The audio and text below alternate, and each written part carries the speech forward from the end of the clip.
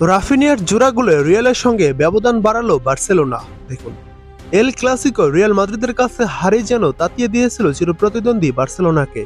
এরপর থেকে লা লিগায় তারা টানা সপ্তম ম্যাচ জিতল। ওসাসুনার বিপক্ষে তারা এবার রীতিমতো একপেশে দাপট দেখিয়েছে। কাতালানদের হয়ে জোড়া গোল করেছেন Brazilian forward Raphael Raphinha. Spanish তারকা লামিন ইয়ামাল গোল না পেলেও ম্যাচ জুড়ে আক্রমণে নেতৃত্ব দিয়েছেন তিনি।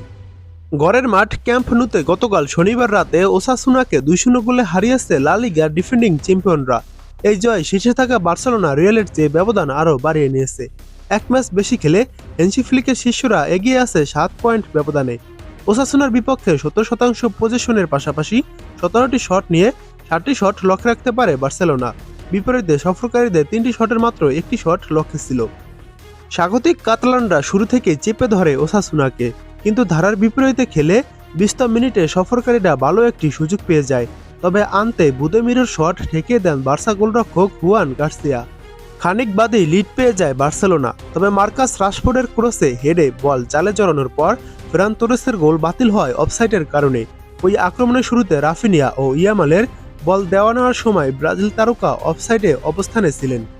প্রথমার্ধ গোলশূন্য সমতায় থাকার পর ডেডলাইন ভাঙতে সময় লাগে 70তম মিনিট পর্যন্ত। স্প্যানিশ মিডফিল্ডার পেদ্রির বাড়ানো বল নিয়ে রাফিনিয়া বক্সের বাইরে থেকে বাঁ পায়ের জোরালো শটে বার্সাকে লিড এনে দেন। 86তম মিনিটে ব্যক্তিগত ও দলের দ্বিতীয় গোলটি করেন এই ব্রাজিলিয়ান ফরওয়ার্ড।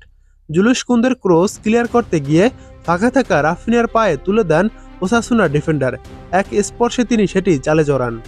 ইনজুরি থেকে ফিরেই দুর্দান্ত ছন্দে আছেন ব্রাজিলিয়ান এই তারকা রাফিনিয়া। তবে দুটি গোল করলেও রাফিনিয়া ম্যাচের ম্যান অব দ্য ম্যাচ পাননি। ম্যাচের ম্যান অব দ্য ম্যাচ পেয়েছেন ইয়ামাল।